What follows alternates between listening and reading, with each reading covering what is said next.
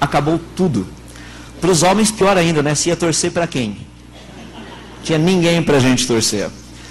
Agora, quando eu penso nesse contexto, tem algo que vai um pouquinho além. Porque quando eu olho na genealogia, diz que Matusalém teve filhos e filhas. Um deles se chamava Lameque, que foi o pai de Noé. Lameque também teve filhos e filhas. Um deles se chamava Noé.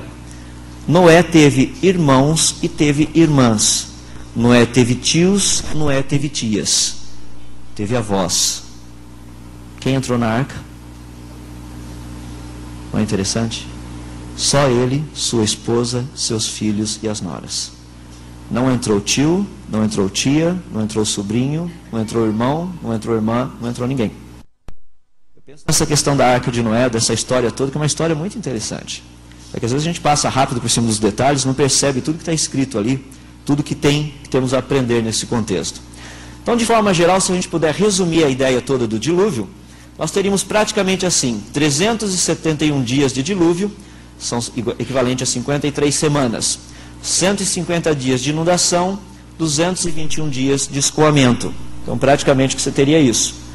Começa o dilúvio, a arca flutuando, a arca presa no Monte Ararat, começa a aparecer o topo das montanhas, Noé sai da arca com todo o pessoal, e você teria ali a questão do arco-íris e tudo mais. Dentro desse contexto, muitas teorias têm sido relacionadas. Uma delas, que tem sido muito predominante por aí, o pessoal fala a respeito da camada de vapor ao redor do planeta. Foi proposta por Isaac Vail em 1874, ela foi revisada em 1921. Tem alguns problemas com essa questão da água ter vindo só de cima. Primeiro que a Bíblia diz que a água veio de baixo, em primeiro lugar, depois de cima. Uma água só de cima, imaginando uma camada de 12 metros de espessura. Você tem, por exemplo, qual seria a massa de todo esse vapor d'água na atmosfera, supondo que você tivesse 12 metros de espessura a volta toda. Só que praticamente é o peso de uma camada de água de 12 metros de espessura. Os cálculos que nós fazemos, que é de troca de calor com a atmosfera, em termos de massa, se você colocar todo o sistema, fizer as devidas transformações, você tem que uma camada dessa, se chovesse tudo de uma vez, elevaria a temperatura do planeta Terra, ou seja, da nossa atmosfera, a 450 graus Celsius. Ou seja, o mundo não morreu afogado, eles morreram queimados antes de morrerem afogados. Seria impossível, cientificamente falando, que toda a água tivesse vindo apenas de uma camada de vapor de cima. Não estou dizendo isso que não existiria uma camada de vapor. Estou dizendo que não viria tudo dali.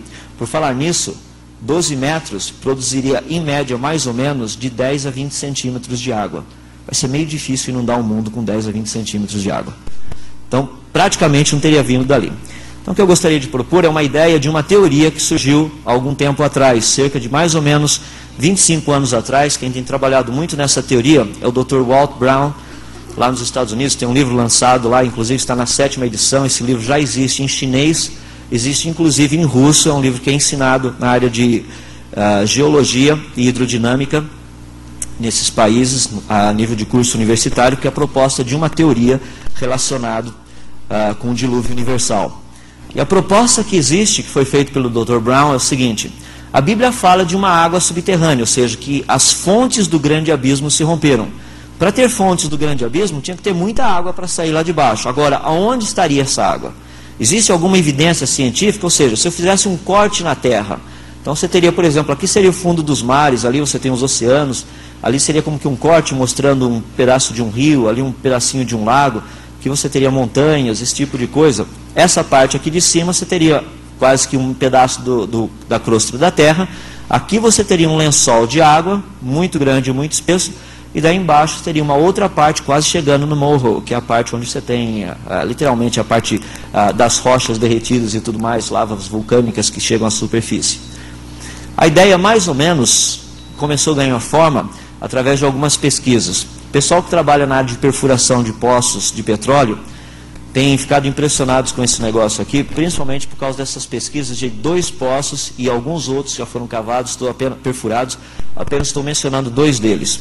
Um foi perfurado na Península de Kola, que fica lá em cima, na Rússia, por esse pessoal em 1982. Um outro foi na Bavária, em 1993. Por falar nisso, o pessoal da Bavária não estava procurando aquilo que você acha que eles estariam procurando. Eles encontraram outra coisa lá.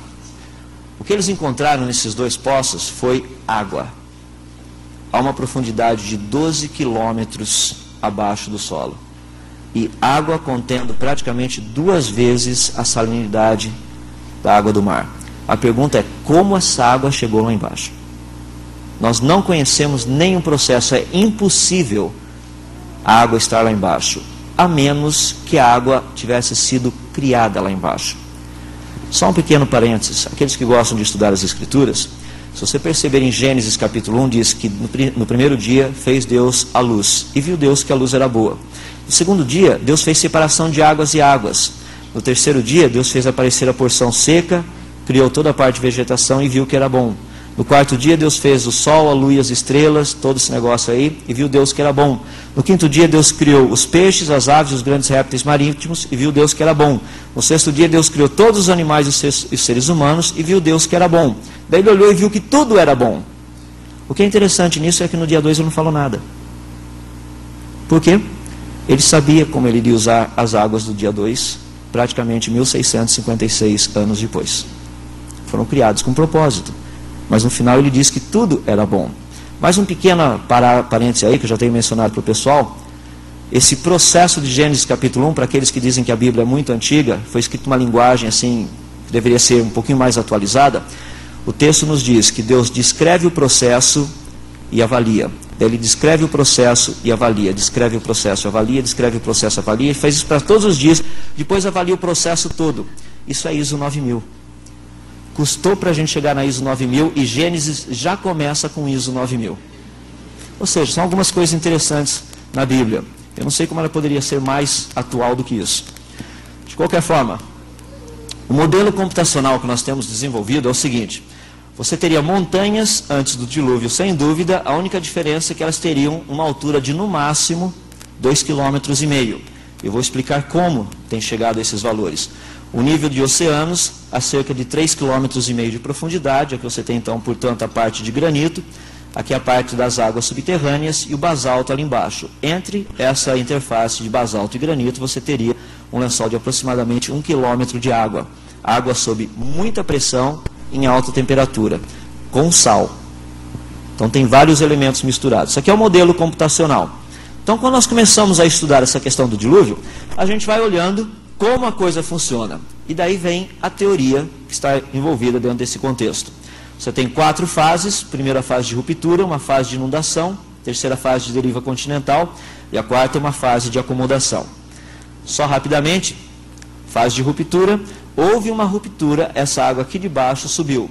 Como aconteceu essa ruptura? Pode ter várias possibilidades.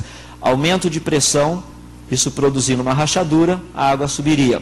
Pode ser também um asteroide, um meteorito batendo na crosta terrestre, produzindo uma rachadura. Várias possibilidades, não sabemos qual delas. Está sendo estudado quais seriam essas possibilidades.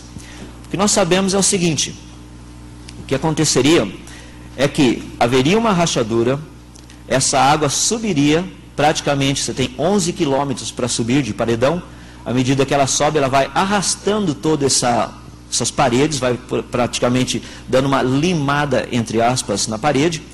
Chegando aqui em cima, muita água e muita lama. A água que vai caindo nessa lateral, vai jorrando para cá, seria literalmente o quê? Água e lama, o que é suficiente para produzir fóssil que não acaba mais.